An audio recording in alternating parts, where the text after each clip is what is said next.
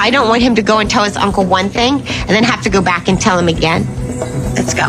Whether he forgives me or not, I have to finish telling him the truth. But he's already so angry with me. How am I going to get through it? I am terrified that Daniel's going to leave me forever once he finds out. She sees the woman before she sees Daniel's face, and for one suspended second, nothing in the room makes sense, because this was supposed to be a repair dinner. The kind of tense but hopeful meeting where two people sit across from each other, force a few hard truths into the open, and decide whether the mess between them still has a pulse, yet there he is already seated, already settled, already looking far too composed for a man whose relationship is hanging by a thread, and beside him sits a woman who does not move, does not flinch, does not rise with the awkward politeness of a stranger caught in the wrong scene. She stays in her chair like she belongs there, like her place was chosen long before Lisa stepped through the door. And then Daniel says the sentence that snaps the air in half. He says she is his wife. And the room goes so still that even the silence feels staged, because a line like that does not land like gossip. It lands like impact, blunt and cold. The kind that reaches your mind a second late because your brain is still trying to reject what your ears heard. Lisa does not scream, which almost makes it worse, because people expect noise when a life gets cracked open. They expect tears, rage, table flipping energy, some big reality TV detonation that gives everyone easy sides to pick. But what happens here is quieter and far harder to watch. Her body stills, her face holds, and the only thing that shifts is her gaze, first to Daniel, then to the woman. Then back again, as if her eyes are trying to solve a puzzle her heart already knows is bad news, and Daniel, for reasons that feel wrong on sight, stays calm. Not shaky, not messy, not even clumsy. Calm in a way that pulls the floor out from under the moment. Because panic would make sense, guilt would make sense, a nervous stumble would at least sound human, but this softness, this neat delivery, this almost gentle way of dropping a sentence built to wreck someone, that feels planned, and once that thought enters the room, it does not leave. A few minutes earlier, Lisa had walked toward this dinner carrying a completely different version of the night in her head. Not some fantasy where everything turns sweet and simple. She is too bruised for that, too tired, too familiar with Daniel's habit of stretching the truth until it snaps. But still, she came expecting a conversation.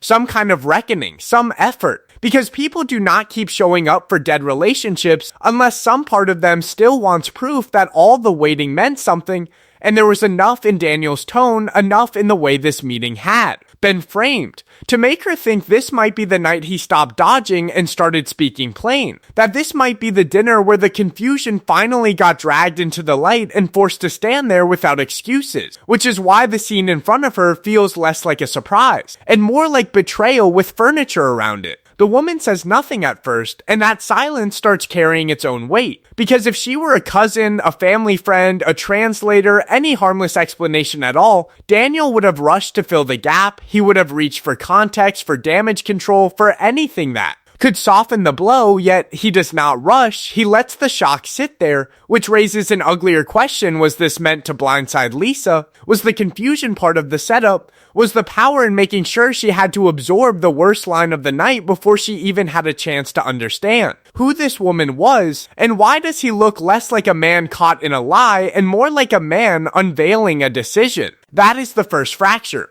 And it matters because people like to think betrayal begins at the reveal, but half the pain starts one step earlier, in the sick realization that someone else had time to prepare for a moment you are living for the first time. Daniel had time to choose the place, the seat, the timing, the tone, and Lisa had only the walk from the door to the table. Only those few steps to sense that something was off without yet knowing how bad off meant. And in those steps, every tiny detail starts to matter. The way Daniel is sitting too straight, the way the woman does not look lost, the way the air feels less like tension and more like arrangement, and when a room feels arranged, trust starts dying before facts even arrive. Lisa moves closer because what else is she supposed to do? Turn around without hearing the rest, bolt before the mind catches up. People stay in moments like this because hope is stubborn and humiliation is confusing, and sometimes the truth is so ugly that your first instinct is to sit down and demand a better version of it. So she takes her place at the table,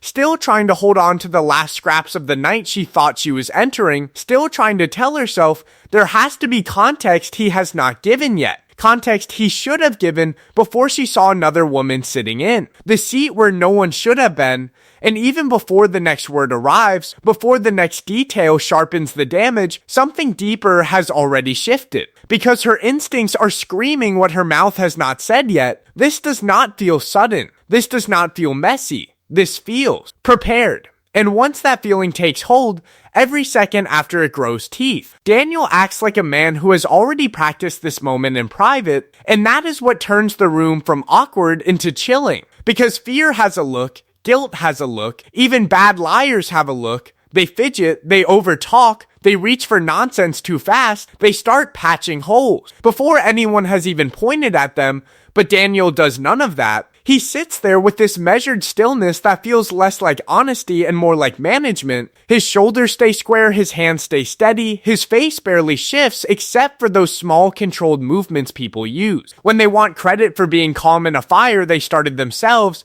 and the longer Lisa watches him, the more the first shock gives way to something colder. Because this no longer feels like a man caught between chaos and consequence, this feels like a man introducing a scene he already understands from every angle while she is still trying to figure out what story she has been dropped into. His voice does not rise, which should calm the room, but somehow does the opposite. Because there is a kind of softness that comforts, and there is a kind of softness that hides a blade, and Daniel's tone lands in the second category. Too even, too careful, too polished for a moment that should be cracking him open like he decided before she arrived that whatever happened tonight, he would not be the one losing composure, and Lisa starts noticing all the little things people miss when they are only looking for big betrayals. The beat too long before he looks at her. The way his eyes touch her face and slip away. The way he glances toward the woman beside him as if checking the shape of the room before continuing. The way his mouth moves like he is choosing words for effect, not truth. And suddenly the silence around the table does not feel empty at all. It feels loaded, crowded with decisions she was never invited into. The woman stays seated, and that detail keeps getting heavier by the second.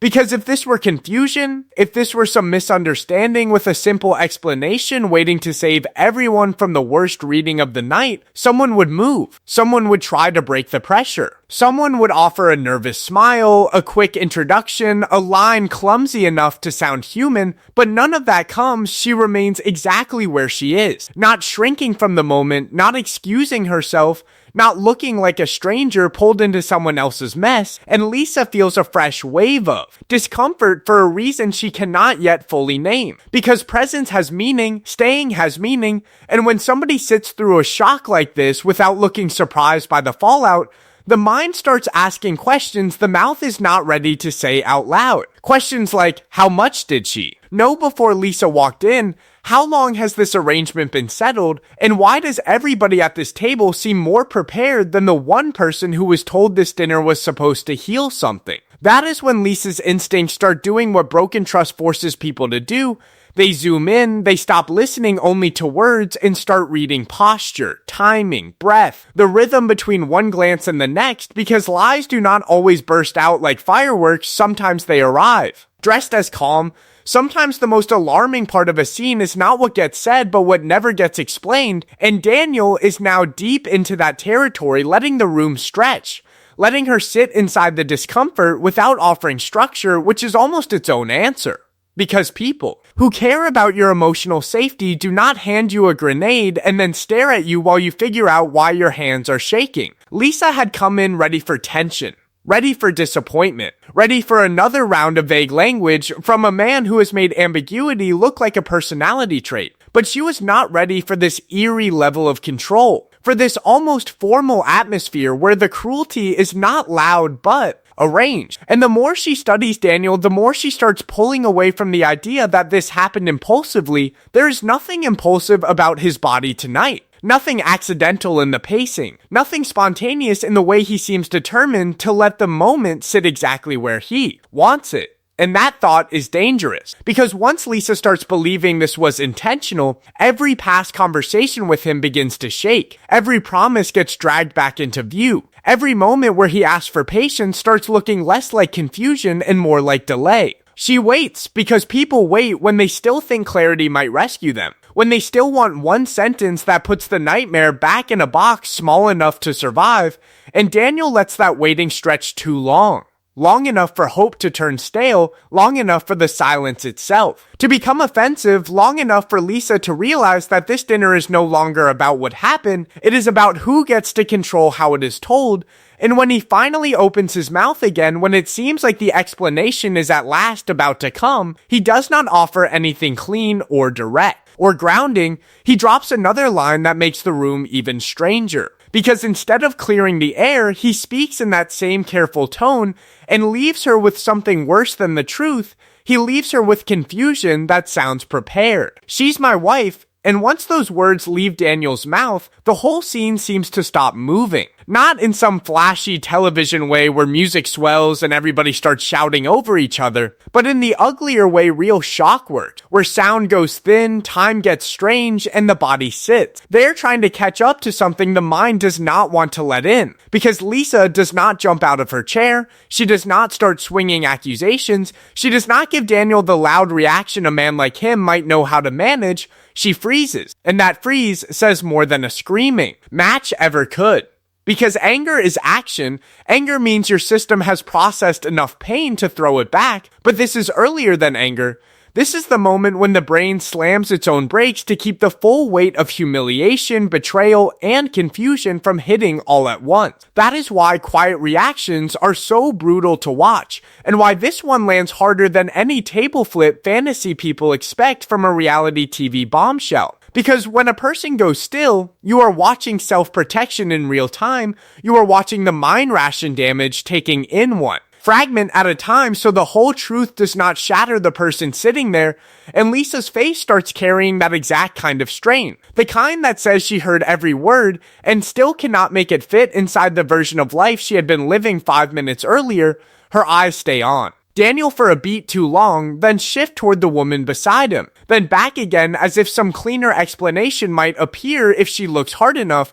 But nothing changes, the woman stays seated, Daniel stays calm, and the sentence stays where he dropped it. Ugly and solid and impossible to soften. What makes it worse is how ordinary Daniel sounds saying something so devastating. Because betrayal always cuts deeper when the person delivering it acts like he is handing over logistics, not detonating trust, and he does not look shattered by what he has admitted. He does not look like a man. Confessing the collapse of one future in front of another, he looks almost relieved to have moved the conversation into a stage he already understands. And that difference matters, because Lisa is living this moment for the first time, while Daniel is speaking like he has already walked himself through it in advance, already rehearsed his calm, already made peace with the pain being transferred from his side of the table to hers. Then the second blow creeps in.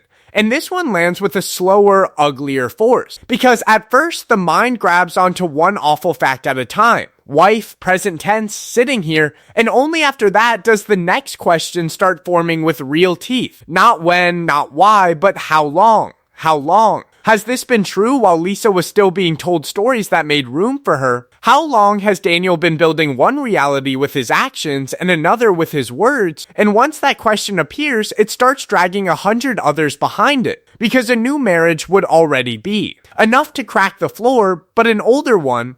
A marriage that has been sitting in the background while he kept talking to Lisa, making promises, asking for patience, keeping emotional contact alive that does something worse than end a relationship. It poisons the memory of it. Lisa does not need a legal document in her hand to feel the timeline shifting under her, because her instincts get there first. The look on Daniel's face gets there first, the settled energy at the table gets there first, and suddenly the entire scene starts giving off the same ugly message. This is not fresh chaos, this is established truth introduced late, and there's a world of difference between those two things. Because fresh chaos leaves room for bad choices, panic, weakness, confusion, all the messy human excuses people cling to when they want to believe a betrayal was. Impulsive but established truth suggests structure, planning, maintenance, a lie not told once in a bad moment but sustained across time, protected, carried, and adjusted whenever needed. That is where Lisa's silence starts changing shape, because now she is not only absorbing what Daniel said tonight, she is revisiting everything he said before tonight.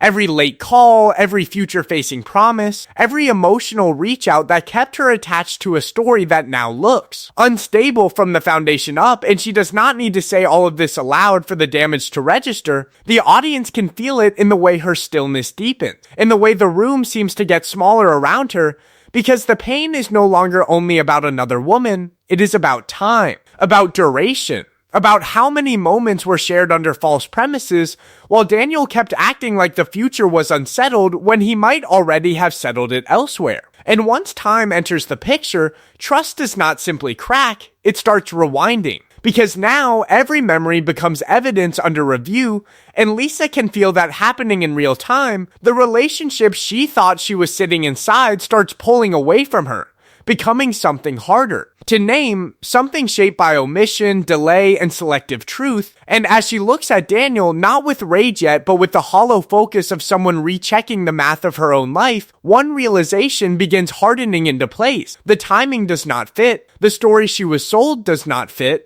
And whatever Daniel told her during all those months, it cannot stand next to what is sitting at this table now. Once the first shock settles into something colder, the details people brushed aside earlier start crawling back with new meaning. And this is the part that stings, because the scene at the table is brutal on its own. But the real damage starts when Lisa, and honestly the audience too, begins mentally replaying the pattern that led here, not as random relationship mess, not as one bad night, but as a trail of moments that never fully added up and were easy to excuse at the time because hope has terrible judgment when love is involved. Daniel had been asking for support in ways that always came wrapped in emotion, never clean, never direct enough to sound bluntly transactional, but always timed around uncertainty, around pressure, around some fresh reason he needed patience, understanding, help, and back then, Lisa could tell herself that this is what commitment looks like when two people are trying to bridge distance, stress, culture, family noise, all the usual obstacles reality TV couples love to drag around like designer luggage,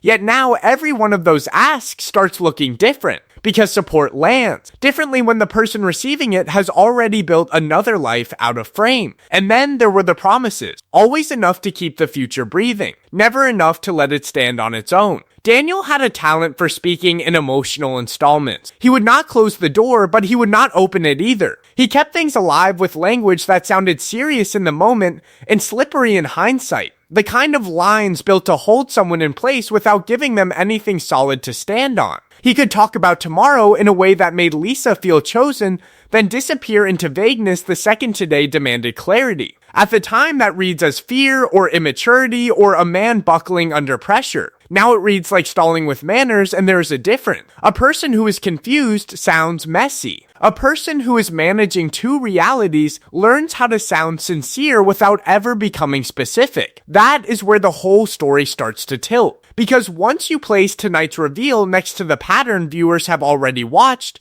you get a far uglier picture than simple betrayal. Daniel did not only avoid clear commitments, he made ambiguity his main operating system. Every hard question got softened, every timeline got blurred, every conversation about where this was going ended with enough emotion to calm Lisa down and not enough clarity to move the relationship forward. That is not proof of some master scheme. And fair is fair. Not every indecisive man is some criminal mastermind in a button-down shirt. Sometimes people are weak, selfish, conflict avoidant, scared of being the villain, but weakness repeated long enough stops looking harmless. At some point, avoiding the truth becomes its own strategy, whether the person is clever enough to admit that or not. So now the audience is sitting in the same ugly realization Lisa is starting to feel in her bones. Wait. This was always off, not because one single scene gave the whole game away, but because too many moments suddenly snap into place at once. The support Daniel accepted, the promises he made, the commitment he delayed, the constant request for patience, the refusal to give straight answers when straight answers mattered most. None of that proves every feeling was fake. It would be lazy to say that. People are messy. Feelings can be real. And behavior can still be selfish. A man can care about someone and still use the comfort, money, loyalty, and emotional labor they provide. Humans do that every day and call it confusion. But once another wife is sitting at the table, once that fact becomes real and undeniable, the burden shifts. Daniel no longer gets the luxury of vague benefit of the doubt. His pattern now has context, and context is rude like that. It ruins every excuse. Lisa can feel this recalculation happening in real time. You can almost sense her mind revisiting old scenes and testing them against what she knows now. Was she helping a struggling partner, or financing a chapter she was never meant to survive? Was he building toward marriage, or borrowing the language of commitment to keep a source of support emotionally locked in? Did he ever plan to choose her in a real, public, irreversible way, or was the promise itself the product? Those questions get sharper because Daniel, even now, is not rushing to clear them up. He is still too composed, still too curated, still speaking like a man who believes tone can soften truth. And then the second woman finally shifts, not with panic, not with guilt, but with a tiny reaction that makes the whole room feel stranger. It is the kind of look that lasts barely a second and still changes everything. A glance toward Lisa that does not read like surprise and does not read like confusion either. More like recognition, maybe even familiarity, as if Lisa is not a sudden problem entering this woman's world, but someone whose place in the story has already been explained in some version Daniel prepared long before tonight, and that is when the air turns even colder. Because if this woman knows more than she should, then Lisa was not the only one being managed, and whatever Daniel has been saying behind closed. Doors start sounding even darker than the silence at the table. The look from the woman across the table changes the whole meaning of the night, because up to this point, Lisa is still dealing with the first layer of damage, which is shock. The blunt force of seeing another woman in a space that was framed as private, hopeful, and personal. But the second Lisa senses recognition in that woman's face, the floor drops again, and this time the fall is worse. Because betrayal is one thing, awareness is another. A hidden relationship is ugly enough. A hidden relationship where the other woman already knows who you are lands on a different level. That means Lisa is not standing at the edge of a secret for the first time. She has walked into a system that was already arranged before she arrived. That changes the power balance in a way Daniel cannot smooth over with a calm tone or half-finished explanation. Lisa is no longer the one catching up to one bad truth. She is starting to see that other people were given a version of her long before she ever got the full version of them. That is the sort of realization that burns deeper than cheating, because cheating still leaves room for chaos, bad impulse, weak character, poor choices made in heat and selfishness. This feels colder. This feels organized. If the wife knows Lisa, then Lisa was not an accidental overlap. She was part of the map. And once that thought settles in, a fresh set of questions starts moving fast. What exactly did this woman know? Was Lisa described as an ex who would not let go? Was she described as a friend? Was she described as support during a hard period? Was she framed as someone helpful but temporary, useful but not central? Those questions matter because labels shape power. The person who controls the label controls the story, and Daniel has already shown a habit of living inside fog, keeping one person warm with promise while keeping another person comfortable with some edited version of the same truth. If he named Lisa differently in another room, then the problem here is no longer one lie. The problem is role assignment. That is why Lisa's silence keeps getting heavier. She is not only processing the wife, she is processing her own position inside Daniel's life, or rather the position she thought she had. A partner expects private confusion, emotional mess, unclear timing, family pressure, all the familiar nonsense people drag into complicated relationships. A partner does not expect to find out she has been explained away somewhere else as something smaller. That kind of humiliation is hard to react to in the moment because the insult is not loud. No one has to sneer. No one has to mock. The downgrade is enough. To learn that your place in someone's life may have sounded different depending on the audience is its own kind of cruelty. And this is where the whole scene gets psychologically sharper, because Daniel is not facing one woman learning a painful fact. He is facing the collapse of the story architecture he built around himself. If the wife's face carries recognition instead of shock, then Lisa starts reading everything with new suspicion. The support she gave, the patience she was asked for, the emotional labor she poured into uncertainty, All of that starts looking less like relationship strain and more like a role she was assigned without consent. That is the phrase hanging in the air now, even if no one says it out loud. Without consent. Lisa agreed to struggle through confusion because she thought she was struggling towards something real. She did not agree to become a supporting figure in a life Daniel had already defined somewhere else. There is also a fair question buried inside all this, because truth matters more than outrage. Maybe the wife did not know everything either. Maybe Daniel fed both women edited versions of reality shaped to serve him in different ways. That happens all the time with people who fear direct conflict and still want every benefit left on the table. They do not choose one truth. They distribute fragments. They turn everyone around them into part-time witnesses. But even that softer reading does not rescue Daniel. In some ways, it makes him look worse, because then this was not one harsh admission. This was a pattern of controlled storytelling carried over time. Lisa can feel that possibility growing while she studies the woman sitting across from her, and the worst part is how normal the woman seems inside the scene. Not smug, not frantic,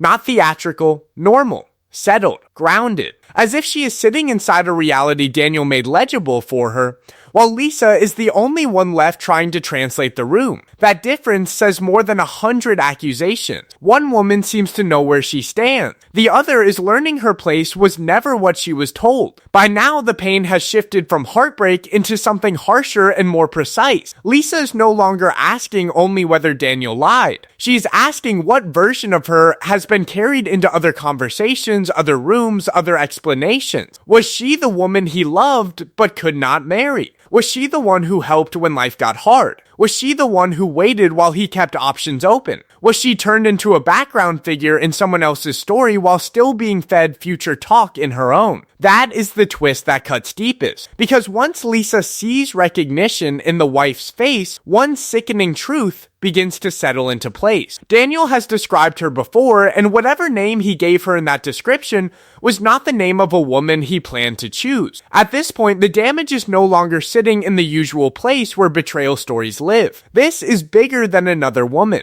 Bigger than a hidden marriage. Bigger than the cheap summary people rush toward when they want a clean villain and a clean victim. What is breaking in front of Lisa now is something more personal and harder to name. Because the question is no longer only whether Daniel was unfaithful. The question is who Lisa was inside this relationship in the first place, and that question hurts more because it reaches backward and starts touching everything. If she was not the partner she believed she was, then what was she? If she was not the future, then what role was she serving while she was busy treating this like love? That is the kind of realization that can make a person go numb before they go angry. Love gives people a title in their own mind. Not on paper, not in some public speech, but in the quiet, private way people define their place in another person's life. Lisa thought she was the woman struggling through confusion with Daniel because the relationship mattered. She thought the waiting had meaning. She thought the uncertainty was painful because something real was trying to survive. Now every one of those assumptions is under pressure.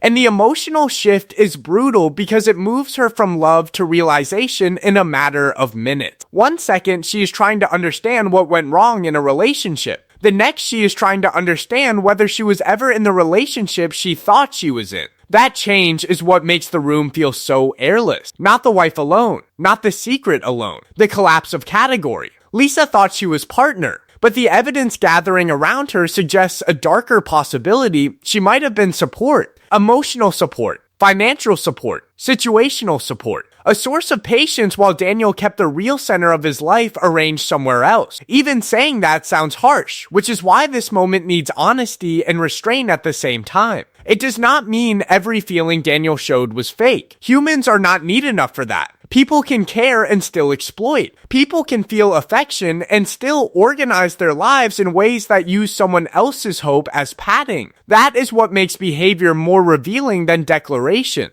A person's heart can be messy. Their pattern is where the truth starts showing itself. And Daniel's pattern now looks ugly in a new way. The request for support, the future promises, the refusal to commit clearly, the constant stretching of time, all of it begins to resemble role management. One woman gets stability. One woman gets language. One woman gets the public seat. One woman gets the emotional labor. Maybe that division was intentional from day one. Maybe it grew slowly because Daniel kept choosing the path that preserved the most comfort for himself in the moment. Both readings are possible, and both are bad. One points to calculation. The other points to selfishness practiced so long it became a structure. That is why Lisa's pain now carries a strange kind of humiliation mixed with grief. She is not only losing Daniel, she is losing the story that helped her survive Daniel. People stay in confusing relationships because they keep telling themselves the confusion is temporary and the bond underneath it is real. That belief is the rope. It lets them climb over excuses, delays, contradictions, missed clarity, all of it. But if the bond was never centered the way they thought, then the rope turns into smoke. The person is left not only heartbroken, but displaced inside their own memory.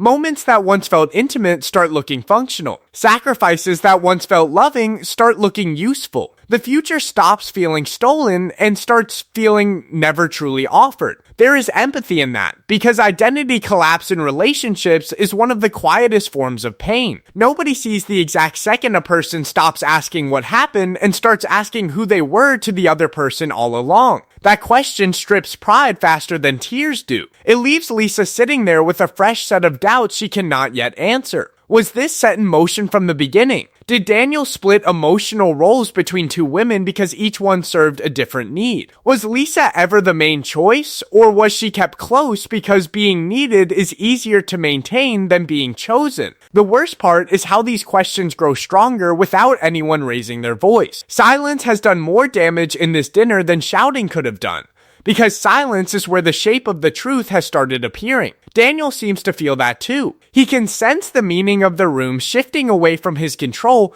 and he finally starts trying to explain himself, but by now, explanation sounds weak on arrival. Every sentence has to fight against the picture already sitting there at the table. Every excuse has to compete with the wife beside him, the recognition in her face, the timeline that refuses to behave, and Lisa's growing understanding that her place in this story may have been edited long before tonight. So Daniel talks, trying to build some bridge back to ambiguity, but every word he offers feels smaller than what has already been exposed, and somehow less convincing than the silence he is trying to replace. Daniel starts talking at the exact moment his silence stops protecting him, and the shift is almost funny in the bleakest way. Because for most of this dinner, he has been sitting there with the calm of a man who thought tone would do half the work for him, but now the room has moved past tone.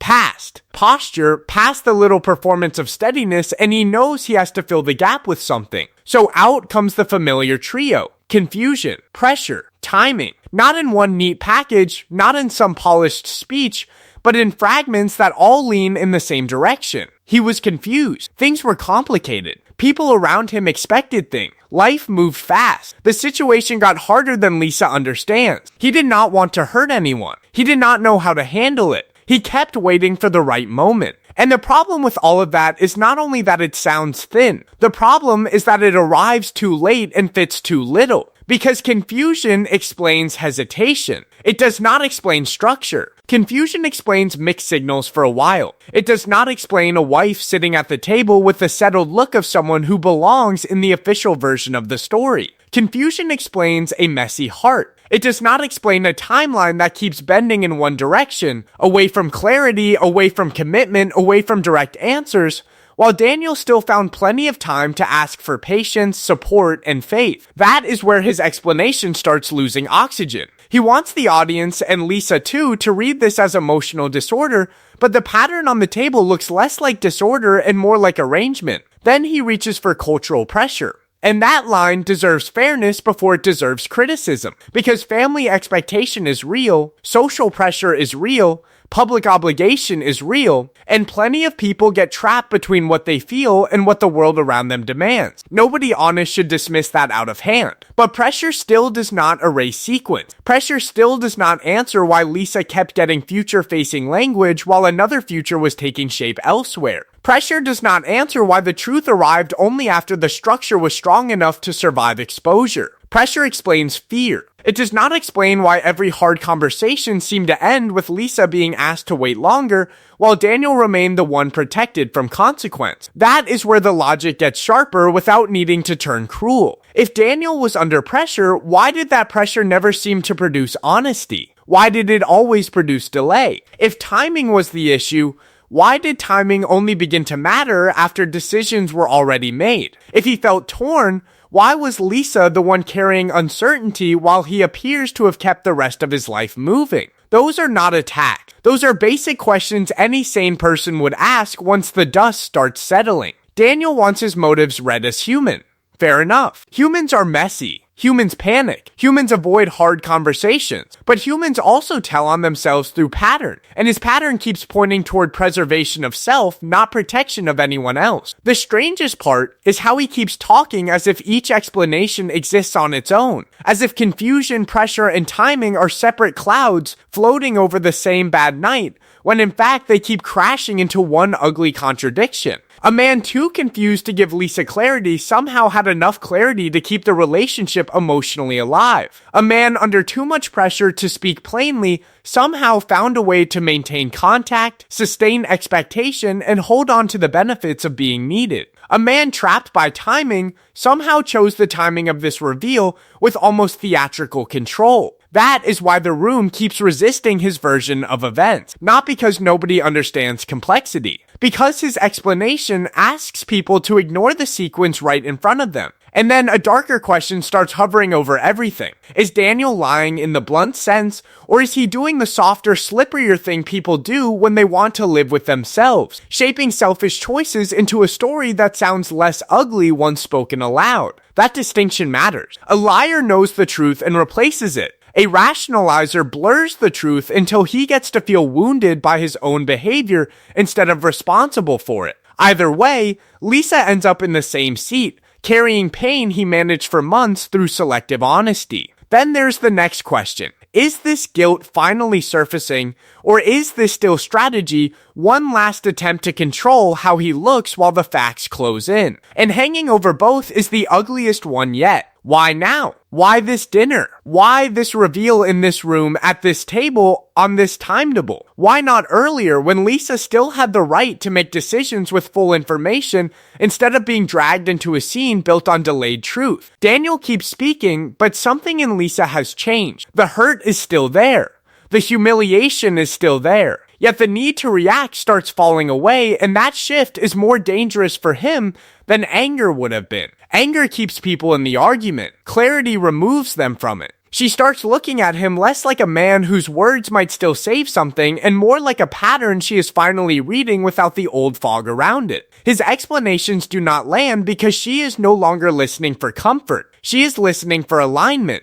And nothing aligns. Not his tone, not his timing, not his excuses, not the woman beside him, not the months behind them. And in that quiet, while Daniel is still trying to build a softer version of events out of broken pieces, Lisa stops reacting like the person being emotionally cornered and starts seeing the whole shape of what was done to her. The strangest turn in the whole room is not Daniel's reveal. It is Lisa's refusal to give him the scene he seems built for. She does not lunge at the explanation. She does not compete with the wife. She does not start collecting little pieces of his story and trying to wrestle them into something she can survive. She gets quieter, and that quiet lands like a door locking from the inside. Because most people expect heartbreak to sound loud. They expect tears, blame, sharp question, the kind of reaction that lets everyone know exactly where the pain is, but what happens here is colder and far more final. Lisa starts pulling her energy out of the room in real time, and the second she does that, Daniel loses the one thing he has been counting on all night, her willingness to stay emotionally entangled while he keeps talking. That is why silence hits harder than confrontation in a moment like this. Confrontation still gives the other person access. It gives them chances to correct, soften, redirect, defend, plead, and perform regret. It keeps the relationship alive for a few more minutes because both people are still inside the same fight. Silence does something else. Silence starts deciding. Silence says the person hurt is no longer trying to win clarity from someone who has already shown he prefers control to truth. Lisa is not muting herself because she has nothing to say. She is muting herself because she has started hearing enough. That difference matters. A loud reaction would make this look like a chaotic breakup. Her restraint makes it look like an audit. And once she stops feeding the moment with emotion, the whole atmosphere changes. Daniel's words start falling flat in a way they did not a few minutes earlier. The wife's presence feels heavier. The room loses its messy drama and turns into something cleaner and more brutal. A place where one person is finally seeing the shape of things without chasing an answer she should never have had to beg for. Lisa watches. She listens. She studies what happens when Daniel is no longer reacting to her feelings but to her distance. People tell on themselves when panic stops working. They also tell on themselves when the audience they were managing begins slipping away. That is where the power shifts. Not because Lisa wins some dramatic argument, but because she stops applying for a version of the truth Daniel never planned to hand her freely. He had the advantage while she was still shocked, still hurt, still trying to understand the rules of a game she did not know she was playing. The second she starts observing instead of pleading, that advantage begins to crack. She notices the gaps, the timing, the way every explanation seems designed to preserve his image, not respect her reality. She notices how the wife stays grounded while Daniel keeps shaping language around the mess. She notices how nothing in this room feels accidental anymore. And once those pieces settle into place, the pain changes form. It becomes less about what she is losing and more about what she has learned. That is the twist the audience does not see coming. Most people watching expect Lisa to break down because breaking down would make emotional sense. Instead, she starts disconnecting. And disconnection is scarier because it signals something deeper than rage. Rage still wants something from the person who caused the hurt. Disconnection means the need is dying. The room keeps waiting for her to explode, but she is moving in the opposite direction. She is reducing Daniel, not emotionally, not cruelly, but mentally, from a man whose intention she needed to decode into a pattern she can now read with uncomfortable clarity. And because she is not arguing, the unanswered questions start growing louder on their own. Why is she not reacting? Has the shock gone so deep that words are failing her? Or has she already crossed into decision? Is she staying seated because she is still holding on? Or because she wants one last second to confirm what her instincts already know? Is she about to walk out? Or is she about to say the one thing Daniel has not prepared for? The kind of sentence that strips every excuse down to its ugliest core. That uncertainty gives the moment a different sort of tension. No one is bracing for volume now. They are bracing for verdict. And Lisa can feel that too. She does not need to rush. One of the few forms of dignity left in a scene like this is control of pace, and she takes it by refusing to be hurried into the kind of reaction that would only make Daniel's job easier. Let him talk. Let him fill the room. Let him keep adding words to a structure that is already collapsing under its own contradiction. Every second she stays composed, the contrast gets sharper. He looks more managed. She looks more awake. He looks like a man still trying to shape meaning. She looks like someone who has already found it. By now, the dinner is no longer balanced around Daniel's revelation. It is balanced around Lisa's next move. And that is the part he cannot script, because silence has given her something anger would not have given her: perspective. She can see the room. She can see the arrangement. She can see where she was placed inside it. And as her face settles into something calmer, something firmer, something stripped of the old hope he spent so long feeding, one thing becomes clear even before she speaks. She is not about to ask what this means. She already knows. She is preparing to put the whole night into one frame Daniel will not be able to outrun. Then Lisa says the one sentence that cuts through every excuse in the room, and she does not throw it like a tantrum or dress it up like a speech. She says it with a kind of calm that only shows up after a person has watched the whole illusion lock into place inside their mind. I was part of your plan. And the reason it lands so hard is simple, because it does not beg. It does not accuse wildly. It does not wander off into pain so Daniel gets room to hide inside her emotion. It names the structure, and once the structure has a name, all his soft language starts looking cheap. That line works because Lisa is no longer reacting to one moment. She is reacting to a pattern that has now revealed its shape. The hidden wife is one part of it. The delayed truth is one part of it. The calm tone, the arranged setting, the stretched silence, the familiar request for patience, the future promises that never turned into clear commitment, all of that now fits inside the same frame. A plan does not always mean some movie villain blueprint scribbled out on paper. Sometimes a plan is simply a repeated choice to protect your own comfort while feeding someone else enough hope to keep them useful. That is what Lisa has realized, and that is why her words feel more dangerous than shouting. Shouting would have let Daniel survive the night as the man caught in a mess. This line pushes him into a harsher category. The man who benefited from the mess. And if you follow the timeline, her sentence gets even sharper. Daniel did not only keep Lisa emotionally attached while another life was taking shape somewhere else. He kept the attachment active through language that pointed forward. That matters. If he had stepped back, if he had gone cold, if he had admitted distance, if he had allowed reality to speak for itself, Lisa would have had room to protect her own dignity earlier. Instead, he kept the emotional bridge open, which suggests he still wanted something from her even while the center of his life was moving in another direction. Once you see that, the line "I was part of your plan" stops sounding like heartbreak and starts sounding like diagnosis of behavior. Not in some medical sense, not in some internet fantasy where every bad partner gets turned into a label, but in the plain human sense. She is naming what he did. He organized people around his need. Daniel might hear that line and want to protest, because people like him often cling to intention as their defense. He did not mean to hurt her.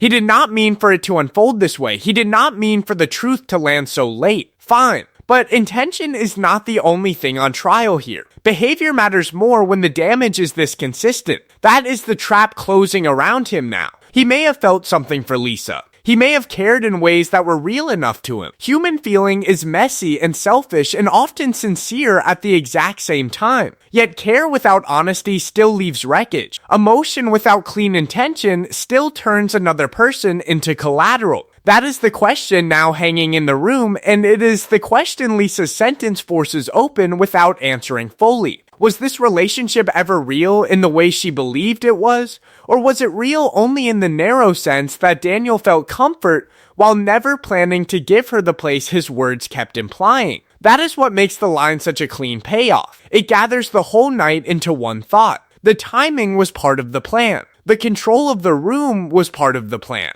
The vague promises were part of the plan. Even the delay itself starts looking like part of the plan, because delay kept Lisa emotionally available while Daniel preserved options, managed appearances, and pushed consequence further down the road. Lisa has finally connected those dots, and once she says it out loud, there's almost nothing left for Daniel to hide behind except hurt feelings about being seen too clearly. The wife sits there. Daniel sits there. The room holds that sentence in the air because nobody gets to shrink it into misunderstanding now. And still, even here, the ugliest question refuses to die. Was Lisa part of a cold strategy from the start? Or did Daniel drift into using her because she stayed loyal while he kept choosing himself? Did he split emotion from intention so fully that he could care and exploit at the same time without ever forcing himself to admit it? Those questions matter.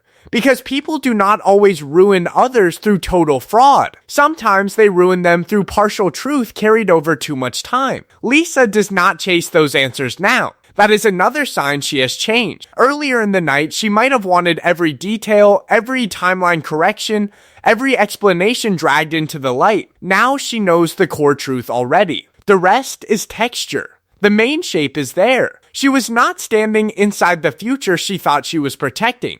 She was being positioned. And with that realization settled hard enough to hold her upright, Lisa pushes back her chair and stands. Not dramatically, not like someone trying to win the room, but like someone who has finally understood it and no longer needs permission to leave it. And even as she rises with Daniel, still sitting in the wreckage of his own words, the deepest answer still has not arrived. Because knowing she was used does not yet tell her whether any part of what they had was love, or whether love itself was one more tool Daniel knew how to keep within reach Lisa leaves without giving Daniel the breakdown he was braced for, and that quiet exit ends up saying more than a loud fight ever would. Because once she stands and turns away, the room loses its last illusion. The one where this was still a tangled love story waiting for the right explanation. And what stays behind is far uglier and far clearer. A man, a wife, a table, and a truth that arrived too late to save anyone's image. Daniel stays in his chair. The wife stays in hers. The arrangement stays where it was. Yet the meaning of all three has changed. A few minutes earlier, Daniel might have told himself this was a hard conversation, a painful reveal, an unfortunate collision between feelings and timing. After Lisa walks out, none of those softer frames hold up. It stops looking like conflict and starts looking like exposure. That is why the aftermath feels colder than the reveal itself. Reveals are dramatic by nature. They hit all at once. They stun the room. The aftermath is where meaning settles in. And meaning has longer teeth. Lisa's exit does not erase the wife. It does not erase Daniel. It does not erase the choices already made. What it does erase is the story Daniel was trying to preserve around those choices. No one at that table is able to pretend now that this was a case of simple confusion with sad timing. Too many pieces point in one direction. The delay, the control, the language, the way Lisa was kept emotionally engaged while some other structure grew stronger behind the scenes. Those pieces now sit together in plain sight. And plain sight is brutal. There is also something grim in how ordinary the room becomes once Lisa is gone. Daniel is still there. The wife is still there. Dinner still exists in the most technical sense. Yet the scene no longer looks stable. It looks exposed. That matters because people often think betrayal ends when the secret comes out. In truth, the worst part often begins right after, when the secret sits in open air and loses all the excuses that used to protect it. Daniel is left facing not Lisa's anger, but Lisa's clarity. And clarity is harder to argue with because it does not need his agreement. She has already made the bigger decision. She has stepped out of the role he kept trying to hold in place. And that is the piece that lingers after the door closes. Lisa did not leave because another woman existed. She left because the meaning of her own place in the story changed beyond repair. She walked in thinking she was entering a hard conversation about a damaged relationship. She walked out knowing she had been standing inside a pattern she did not fully see until the room gave it away. That shift is what makes the ending stick. This is no longer about one bad reveal. It is about what the reveal proved. It proves that words without aligned action are not comfort. They are delay. It proves that future talk without clear choice is not romance. It is management. It proves that a person does not need to scream to end a chapter. Sometimes the sharpest ending comes from seeing the truth without asking one more question. Still, the hardest question refuses to go away, which is why this story keeps its grip even after Lisa leaves the frame. Did Daniel ever love her at all, or did he only love what she provided while keeping his real intentions parked somewhere else? That question is painful because both answers carry damage. If he never loved her, then the whole relationship starts reading like a long act of use dressed up as hope. If he did love her in some incomplete, selfish way, then love itself starts looking less noble and more compromised, something he felt while still choosing behavior that stripped her of dignity. Neither option offers relief. One points toward cold structure. The other points toward emotion separated from responsibility so often that it turned cruel. And maybe that is the reason this ending lands without noise. The room does not need one last explosion. The larger point has already arrived. Daniel stays. The wife stays. The facts stay. Yet the audience is left staring at a different question than the one they started with. Not who is sitting at the table. Not even who lied first. The question now is what kind of relationship Lisa was inside from the start, and whether Daniel knew that answer long before she did. That is the tension that keeps hanging in the air after the scene is over. Because once a person sees they were being kept in a role instead of chosen in a future, every earlier promise starts sounding different. And that is why this does not feel like one relationship ending in one room on one night. It feels like one room exposing a pattern people keep recognizing across stories like this, where one person carries hope, another carries control, and the truth only shows up after the structure behind it is already built. Lisa's exit closes the scene, though the larger question stays open, because the damage here was not only the wife, not only the lie, not only the timing. The damage was the design. And once you spot that design once, you start seeing its outline in story after story.